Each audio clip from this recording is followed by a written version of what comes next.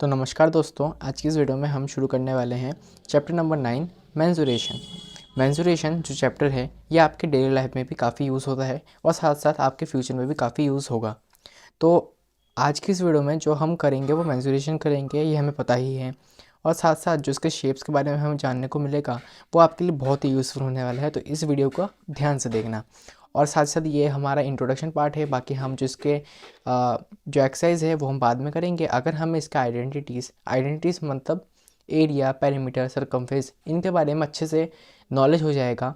कौन सा शेप में क्या यूज़ करते हैं, पेरीमीटर की जगह सरकमफेरेंस क्यों यूज़ होगा वहाँ पे, ये भी हम बताएंगे क्या, ताकि आपको अच्छे से समझ में आए और आपको बाद में भी अच्छे से यूज़ हो, बाद में भी अच्छे से समझ में आए जो भी आप पढ़ो। ठीक है, तो हम सबसे पहले यहाँ पे स्टार्ट कर लेते हैं सर्कल से, क्योंकि सर्कल ही हमें यहाँ पे पहला दे रखा है। तो सर्कल की अगर मैं बात करूँ तो सर्कल एक स्पेयर है, गोल है, गोलाकार आकृति है, यानी कि एक गोल शेप है। ठीक है, तो गोल शेप जब होता है ना तो हमें पेरीमीटर यूज़ ना करके सरकमफेरेंस यूज़ होता है। यानी कि पेरीमीटर का मतलब होता है जब लाइन से बन के। पेरीमीटर का अगर मैं सिंपली मतलब बोलूँ तो वो होता है बाउंड्री, यानी कि यहाँ से लेकर, इस पॉइंट से लेकर पूरा यहाँ तक दोबारा इसका कितना, जैसे हम मीटर में मान लिए तो इसका पूरा कितना सम होगा, टोटल कितना पेरीमीटर निकलेगा, इसका बाउंड्री कितना निकलेगा। ठीक है, जब कोई भी शेप आपको गोल है जैसे सर्कल है तो वहाँ पे पेरीमीटर की जगह हम सरकमफेरेंस यूज़ करेंगे। अब हम जैसे रेक्टेंगल है तो यहाँ पे लाइन सेगमेंट से मिलकर बन रहा है तो इसकी बाउंड्री भी स्ट्रेट है, इसलिए हम यहाँ पे पेरीमीटर को यूज़ कर रहे हैं। बाकी सब में पेरीमीटर ही यूज़ हो गया। बस याद रखना जब अगर गोल चीज़ हो तो वहाँ पे क्या यूज़ होगा, आपका सरकमफेरेंस यूज़ होगा। ठीक है, इतना याद रहेगा आपको। अच्छा, अब हम कर लेते हैं सीधा शुरुआत सरकमफेरेंस और एरिया से। इतना तो समझ में आ गया ना आपको कि यहाँ पे सरकमफेरेंस क्यों लिखा गया है पेरीमीटर ना लिखकर। तो बस अगर मैं आपके यहाँ पे बात करूँ सर्कल में कितने चीज़ों की हम बात करेंगे, तो यहाँ पे 3 चीज़ों की बात करेंगे हम। एक तो हमें दिया हुआ है यहाँ पे रेडियस, एक और आता है डायमीटर, एक होता है यहाँ पे सरकमफेरेंस के बारे में। सबसे पहले मैं रेडियस के बारे में ही बता देता हूँ आपको क्या होता है रेडियस। रेडियस एक लाइन होता है जो सर्कल के या फिर किसी भी सर्कल के सेंटर से लेकर इसके सरकमफेरेंस टच करता है।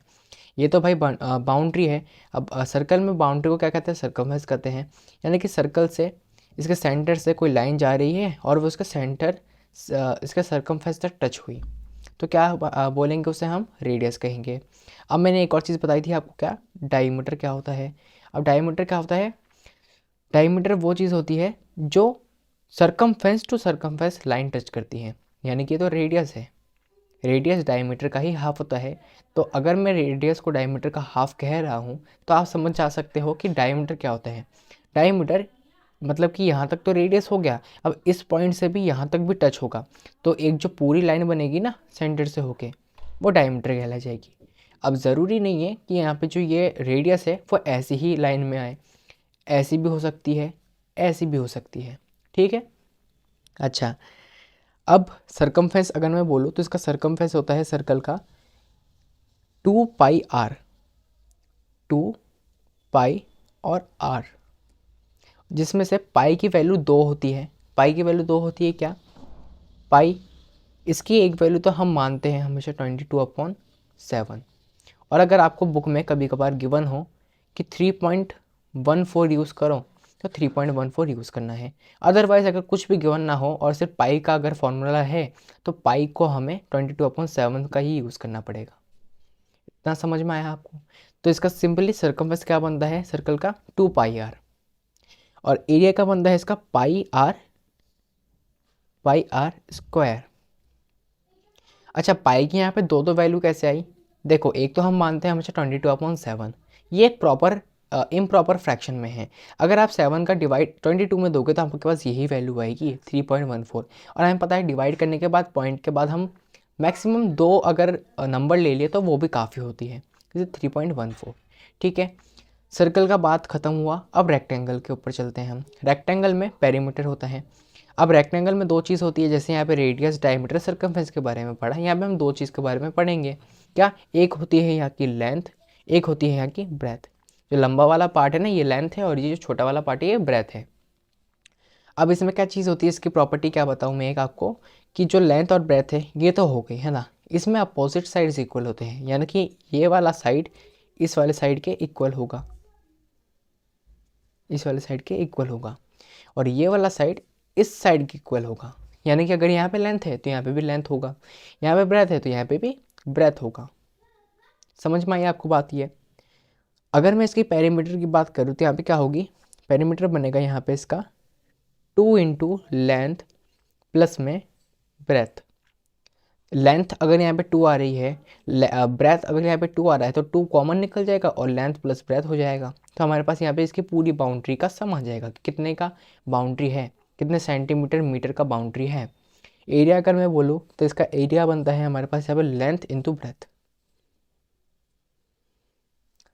ठीक है, ये हुई रेक्टेंगल की बात। अब हम जाते हैं ट्राइंगल के ऊपर। ट्राइंगल को अगर मैं आपको समझाऊं तो ट्राइंगल का पेरीमीटर अगर मैं बताऊं, ट्राइंगल का पेरीमीटर क्या होता है? ट्राइंगल का पेरीमीटर होता है सम ऑफ ऑल साइड्स। अच्छा, हमने यहाँ पे कोई स्पेसिफिक फॉर्मूले पढ़ते आ रहे हैं। सर्कल में 2πr हुआ, रेक्टेंगल में 2 लेंथ प्लस ब्रेथ हुआ, लेकिन ट्राइंगल में ही सम ऑफ ऑल साइड क्यों हुआ? क्या इसका कोई स्पेसिफिक फॉर्मूला नहीं है? जी हाँ, इसका कोई स्पेसिफिक फॉर्मूला नहीं है। अब मैं आपको रीज़न बताता हूँ कि इसका स्पेसिफिक फॉर्मूला क्यों नहीं है। हमें पता है ट्रायंगल कितने पार्ट्स के होते हैं, अभी तक जितना आपकी नॉलेज है 3 पार्ट्स के होते हैं। कौन से होते हैं? एक होता है आइसोस्केलेस ट्रायंगल, एक होता है स्केलेन ट्रायंगल, एक होता है क्या, इक्विलैटरल ट्रायंगल। आइसोस्केलेस ट्रायंगल की बात करूँ तो आइसोस्केलेस ट्रायंगल ये होता है, जैसे एक ट्रायंगल है आपके पास, है ना, यहाँ पे अगर एक्स है तो इस साइड भी एक्स होगा। यानी कि आइसोस्केलेस ट्रायंगल वो ट्रायंगल होता है जिसमें कोई 2 साइड इक्वल हो, यानी कि यहाँ पे एक्स तो ये वाली साइड भी इक्वल, यहाँ पे भी एक्स, या फिर यहाँ पे एक्स तो यहाँ पे ये वाली साइड इक्वल तो यहाँ पे एक्स। अब मैं आपको बताता हूँ स्केलेन ट्रायंगल के बारे में। स्केलेन ट्रायंगल क्या होता है? स्केलेन ट्रायंगल वो ट्रायंगल होता है जिसमें कोई सी भी साइड इक्वल ना हो। यानी कि अगर यहाँ पे एक्स होगी तो यहाँ पे वाई होगी, यहाँ पे वाई होगी तो यहाँ पे जेड होगी, कोई सी भी साइड इक्वल नहीं होगी। अगर मैं आपको इक्विलैटरल ट्रायंगल की बात बताऊँ तो इक्विलैटरल ट्रायंगल में जितने भी साइड्स होंगे ना वो इक्वल होगी। यानी कि अगर यहाँ पे एक्स है तो ये भी एक्स होगा, ये भी एक्स होगा। समझ गए? अब तीनों का तो हम अलग अलग निकालने नहीं चाहेंगे कि पेरीमीटर इसका क्या होता है, इक्विलैटरल ट्रायंगल का क्या होता है, स्केलेन का क्या होता है, आइसोस्केलेस का क्या होता है। तो इसलिए यहाँ पे पेरीमीटर की जगह हम सीधा सीधा क्या यूज़ कर लेते हैं, सम ऑफ ऑल साइड्स। ठीक है, अब इसका एरिया, एरिया बनता है इसका हाफ इनटू में बेस इनटू में हाइट। अब यहाँ पे जो बेस और हाइट है ना, ये आप स्मॉल में लेना, ना कि कैपिटल में, बेस एंड हाइट, क्योंकि फॉर्मूला जो बनते हैं ना उसमें स्मॉल लेटर का ही यूज़ होता है। ठीक है, अब मैं आपको बताता हूँ यहाँ पे एरिया बना कैसे। मैं आपको ये भी बताऊँगा कि एरिया बन कैसे रहा है यहाँ पे इसका ट्रायंगल का। देखो, ट्रायंगल का एरिया हमारे पास अगर यहाँ पे गिवन है half into base into height, तो कुछ तो हाफ हुआ होगा, वरना ऐसी मज़े में यहाँ पे हाफ थोड़ी ना दे देंगे। ट्रायंगल का अगर मैं यहाँ पे एक लाइन खींच देता हूँ सेंटर से इसके, तो ये एक पार्ट बन गया ट्रायंगल का, साथ ही साथ यहाँ पे ये वाला ट्रायंगल का एक पार्ट बन गया। देखा जाए तो वो हाफ हुआ ना ट्रायंगल का। और हमें पता है, देखो बेसिक नॉलेज के लिए मैं आपको बता देता हूँ कि 90 डिग्री में हाइट कैसे पहचानते हैं। अगर कोई सीधी लाइन है और यहाँ पे एक सीधा सीधा एल बन रहा है, तो ये वाला जो कॉर्नर होगा इसका वो 90 डिग्री का होगा, और इसको हम हाइट कहला लेंगे, हाइट हो जाएगा ये। ठीक है, तो यहाँ पे क्या हो रहा है, वही चीज़ हो रही है। एक लाइन आई तो यहाँ पे एक एल बना, इसको भी लेंगे हम, एल बना तो यहाँ का 90 डिग्री, यानी कि ये हो गई इसकी हाइट। ठीक है, और यहाँ ये जो टिका हुआ है इस पे, ये क्या है, ये बेस है इसका, यहाँ पे बेस। तो समझ में आ गया, ट्रायंगल का हाफ कटे तो हाफ, बेस यहाँ पे है तो बेस, हाइट यहाँ पे हमने निकाल ली कैसे आई, तो यहाँ पे हाइट हो गया, ये इसका फॉर्मूला ऐसे बन गया। अब हम बात करते हैं यहाँ पे स्क्वायर की। तो स्क्वायर में भी पेरीमीटर और एरिया दोनों की हम बात करने वाले हैं। तो स्क्वायर में पेरीमीटर क्या होता है? स्क्वायर का पेरीमीटर होता है 4 इंटू साइड। स्क्वायर के अगर मैं सबसे पहले आपको प्रॉपर्टी बता देता हूँ, स्क्वायर की प्रॉपर्टी क्या होती है, इसके जो 4 साइड होते हैं ना, 1 2 3 4, यानी कि एक्स तो ये भी एक्स, ये भी एक्स, ये भी एक्स, सारे साइड जिसमें चारों के चारों इक्वल होते हैं। जो इसमें एंगल बनेंगे वो सारे 90 डिग्री के बनेंगे और ये भी इक्वल होते हैं। ठीक है, 90 डिग्री क्यों बन रहे हैं? एल बना, एल बना, एल बना, यहाँ पे भी एल बना, इसलिए 90 डिग्री। ठीक है, यानी कि यहाँ पे अगर 10 मीटर है तो ये भी 10 मीटर, ये भी 10 मीटर, ये भी 10 मीटर, ठीक है। तो इसका पेरीमीटर क्या होगा, 4 × में साइड, यानी कि यहाँ पे अगर 4 ले लिया, हमें 4 मीटर ले लिया, तो अगर पेरीमीटर बताऊँगा तो सब तो इक्वल ही है, तो 4 को मैं साइड से मल्टीप्लाई कर दूँगा, तो मेरे पास निकल जाएगा वैल्यू इसका पेरीमीटर का। अब एरिया में बताता हूँ, तो एरिया क्या होगा यहाँ पे, एरिया स्क्वायर का होता है हमारे पास साइड × में साइड। और जब आप इन क्वेश्चंस को करोगे तो आप कभी कभार साइड स्क्वायर भी लिख सकते हैं, जो कि हमने यूज़ भी करा था। कहाँ पे यूज़ करा था, आई थिंक सो वो चैप्टर नंबर 6 में हमने यूज़ करा था, स्क्वायर्स एंड स्क्वायर रूट्स वाले चैप्टर में, साइड स्क्वायर, ठीक है। तो आपको पता है क्या एरिया क्या बनेगा इसका, साइड × साइड, यानी कि साइड का स्क्वायर। पैरेललोग्राम की अगर हम बात करते हैं, तो पैरेललोग्राम में क्या होता है भैया, पैरेललोग्राम आपने चैप्टर नंबर 3 में पढ़ा ही है, मैं आपको दोबारा एक बार बता देता हूँ। इसमें 2 पेयर ना पैरेलल होते हैं।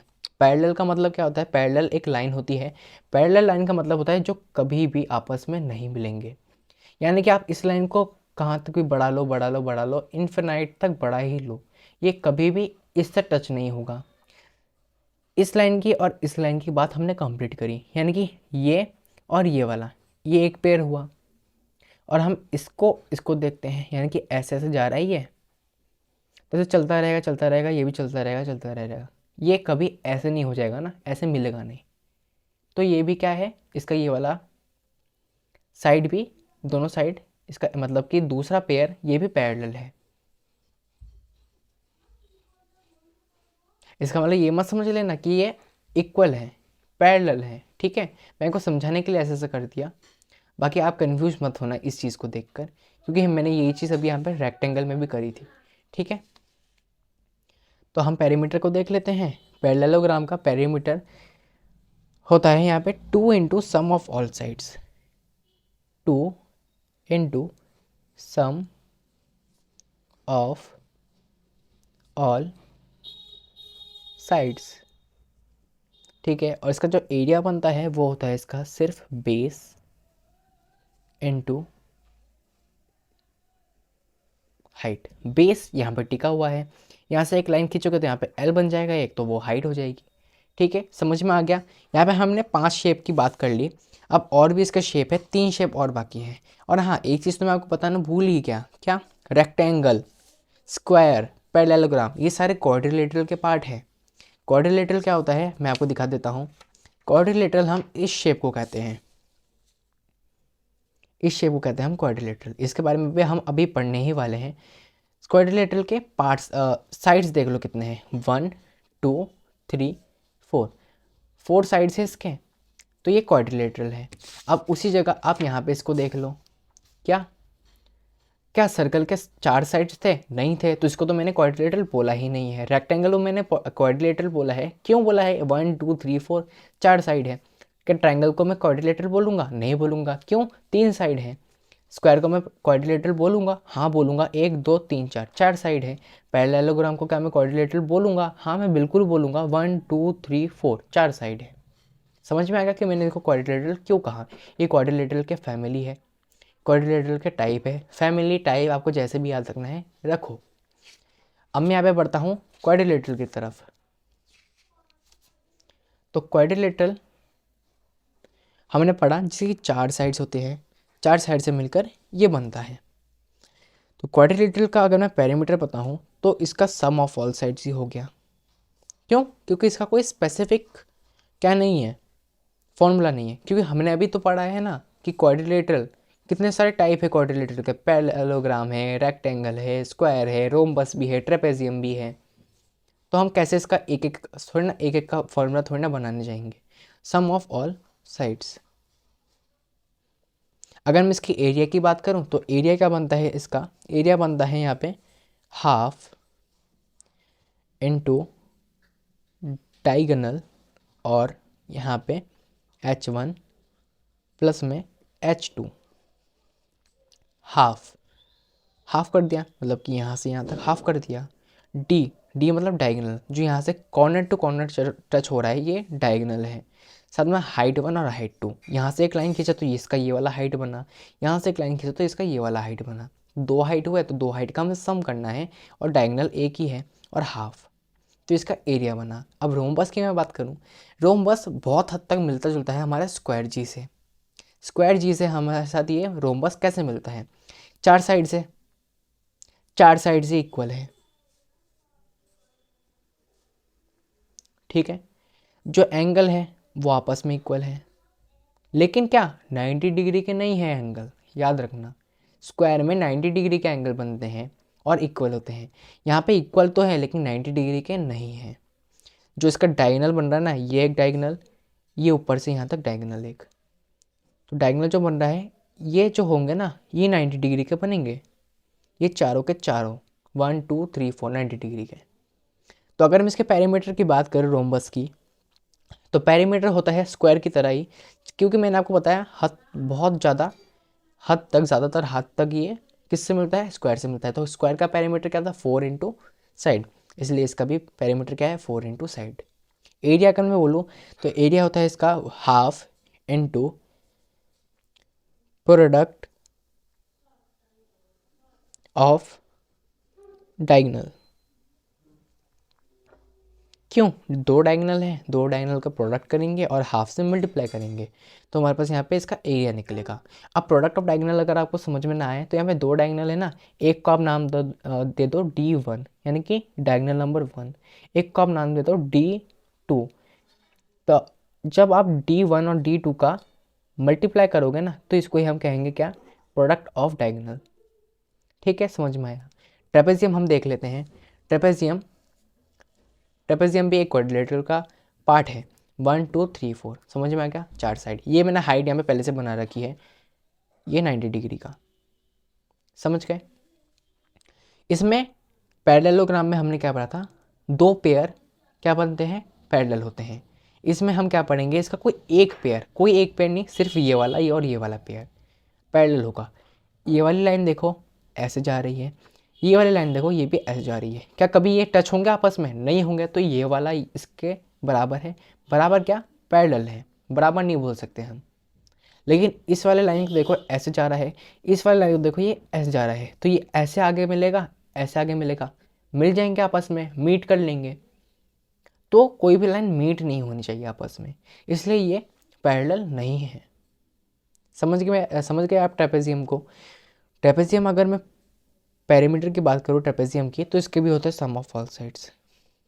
क्यों, इसका कोई स्पेसिफिक फॉर्मूला नहीं बनता है, तो इसलिए simply some of all sides. इसके मैं एरिया की बात करूँ तो एरिया बनता है हाफ कर दिया, इनटू में अब हाइट भी तो मिला तो हाइट, इनटू में बेस 1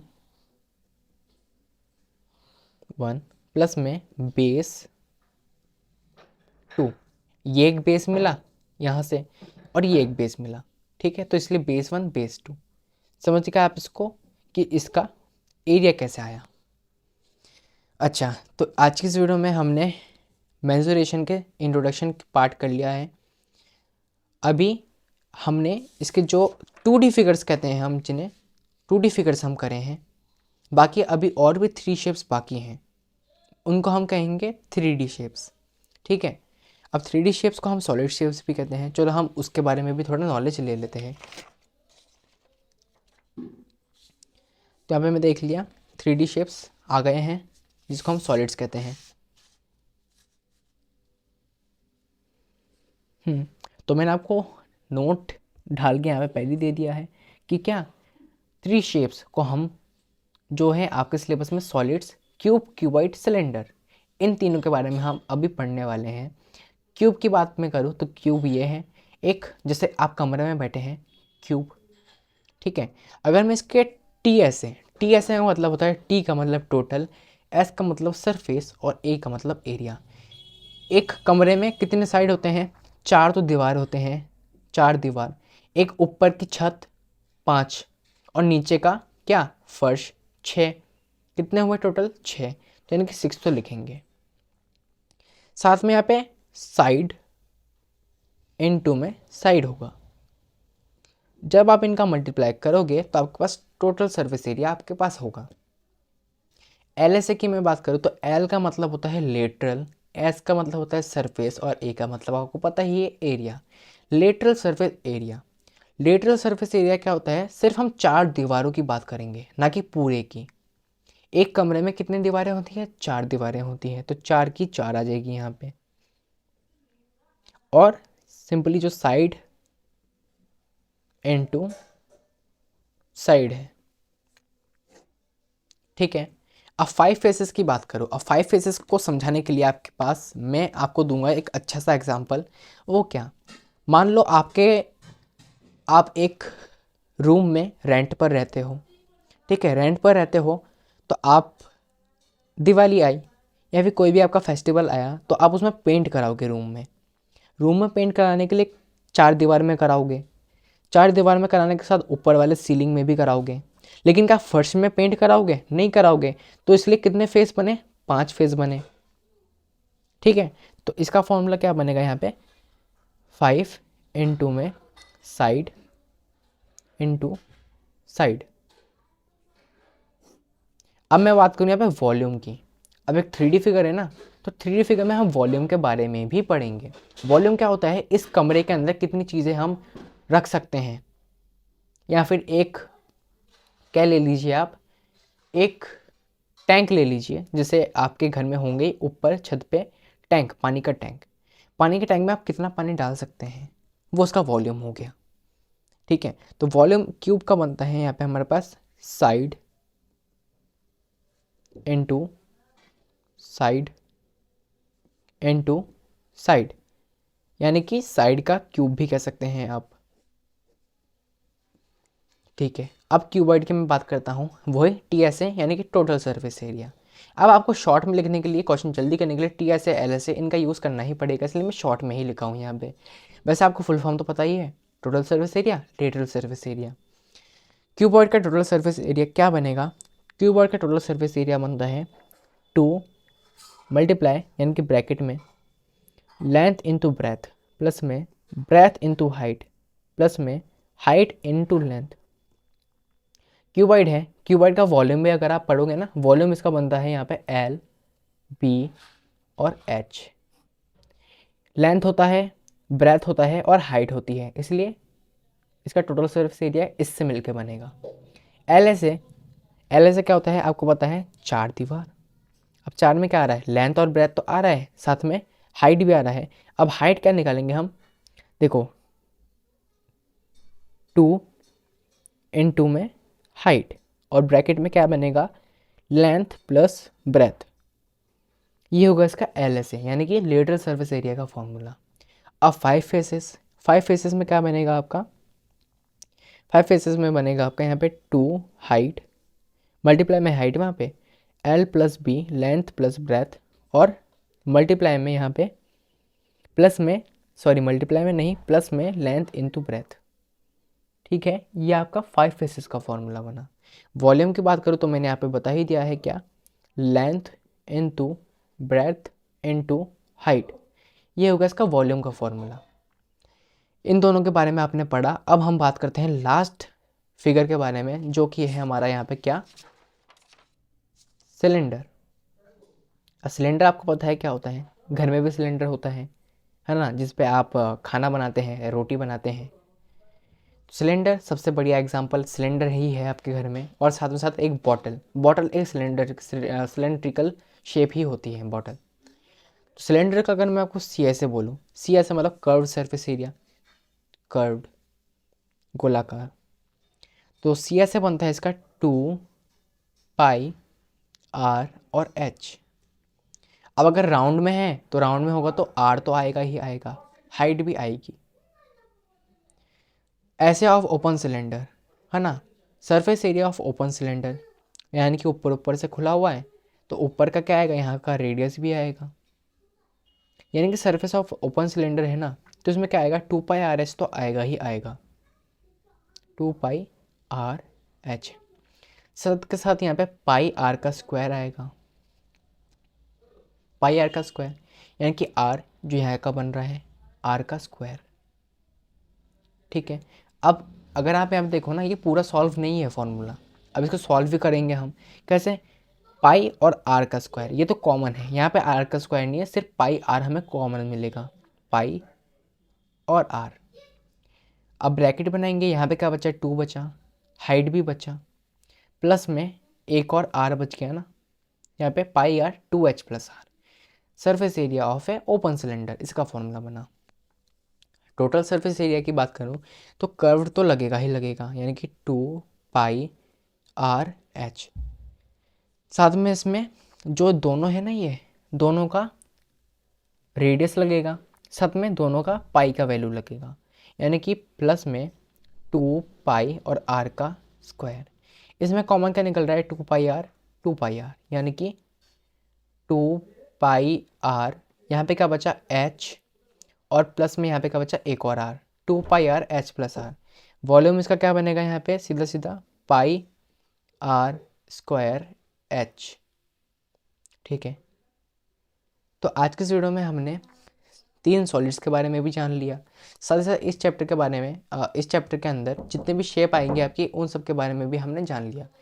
तो आज की इस वीडियो में आज की इस वीडियो को हम इसमें ही स्टॉप करते हैं।